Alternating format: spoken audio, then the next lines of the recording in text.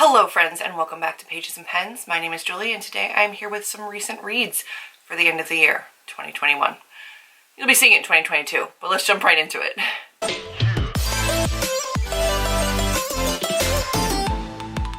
So I wanted to go over some of the books that I have read in the last couple months of the year.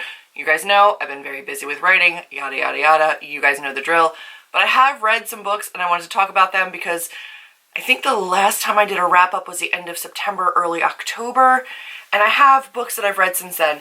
Not all of them I still have, and some of them were ebooks, so I'm just going to burn through these. I don't even know that I'm going to give you ratings, I'm just going to give you general thoughts. So I think the last thing that I updated you on was Rock, Paper, Scissors by Alice Feeney. That was in my last review, so you can check that out there. I think I posted it, like I said, in like early October. I think in that video I was reading Symbiote by Myra Grant. I did finish that. I did not love it, and I don't think I'm going to continue with the series, so I did unhaul that to Amber. I don't have that book any longer. That's like a dystopian medical virus. I just didn't love the direction that it was taking, and like one of my favorite characters was no longer really in it, and I just wasn't feeling it, so I got rid of it. I read Priest, the smutty one. I read Jar of Hearts by Jennifer Hillier, which I've already gifted to somebody else, and I did a dedicated review on that, so you can check out my dedicated thriller review. I talked about Jar of Hearts and The Night We Burned. Since I already talked about that one, I'm not going to talk about it here. I have a dedicated review for that. I read Games We Play, which was a smutty novella, and I loved it. I really did. Soul Taken by Caitlin Duncan. It's a YA paranormal, and this one has a really cool take on Reapers and Soul Takers and Guardians, and I'm here for it. I'm really excited about the rest of this series. This is one that she had traditionally published, and she had the rights to revert it, and she is self-publishing these now, and I really enjoyed it. And I'm excited to see where the world goes because it's very interesting, and I'm starting to like some of the characters a whole lot, so I'm waiting to see how it kind of all comes into play. The Dare by Harley, Leroy. This is a very short, very smutty, very dark novella that takes place at a party on a dare. This girl is like a slave to this guy willingly. The consent, 5 out of 5, but it gets dark. It gets really dark, but there's consent the whole time, and I do appreciate that. And has a lot of like degradation and some knife play, so just know that going in if you're not into that. But those were things that I read in October. Then we're going to get into November, where again, Nano did not read that much. I read Sunreach, which is a novella that comes between Starsight and Cytonic.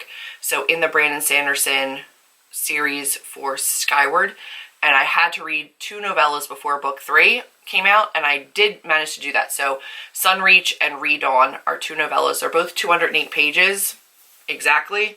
I read both of those. And I read The Night We Burned in November, as well as the semi-definitive list of worst nightmares by Crystal Sutherland. I read House of Hollow and really loved it, so I figured I would give her backlist a go. Is it like YA torture porny?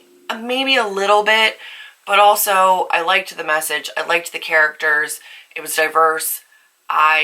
It broke my heart. It's definitely dark. It has a ton of content warnings, so look those up ahead of time, but just know that there is like chronic illness and illness within like parental figures. There is mental health. There is suicide attempts, suicide ideation.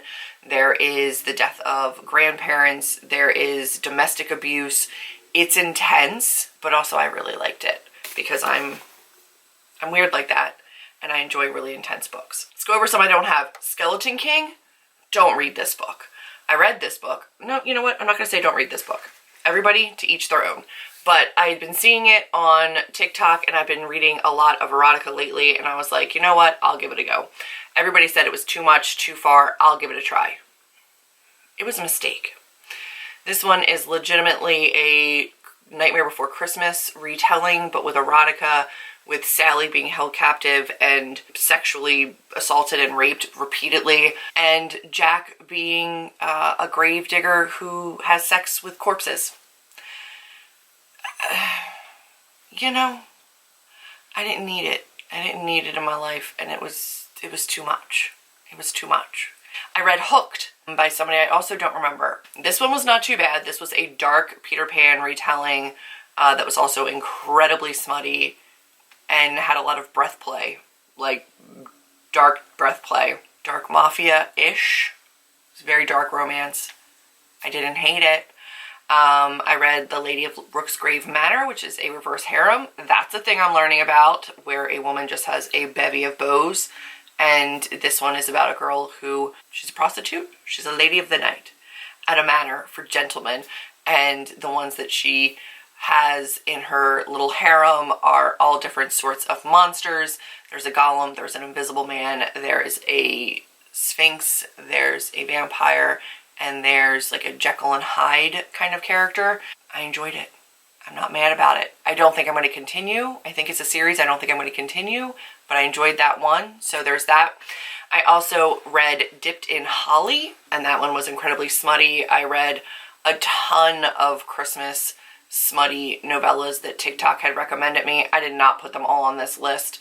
They were short, like 100 to 150 pages, and they didn't all go on here. But did I read a lot of them? Yes. Yes, I did. So that's kind of like the erotica section of the wrap-up. But then I also have some actual novels. So I read In the Ravenous Dark by A.M. Strickland, and I adore their writing style. This is no different. This is incredibly diverse. It follows genderqueer characters, queer characters, a queer protagonist. It has just a lot of like political machinations, but also it's just good. Like, I just enjoyed it. It was a YA fantasy, and I was like, this was the first one that I read in a really long time that went, I want to read fantasy again. This is something I'm enjoying. I want to go back to it. Let me see, you know, what else I can read. So I read, not YA fantasy, but I did read an adult fantasy. I read King of Battle and Blood by Scarlett St. Clair. This one came in the Unplugged book box for December, and I read it immediately. And when I tell you this is like spicy vampire smut, but it's like, it's adult romance. It's adult fantasy romance.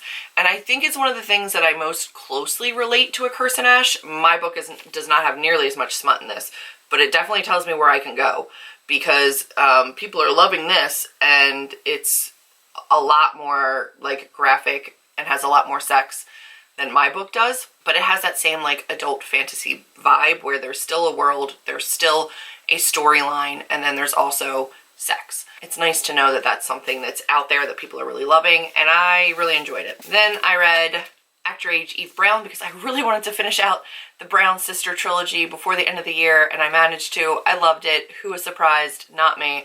I love Talia Hibbert's writing so much.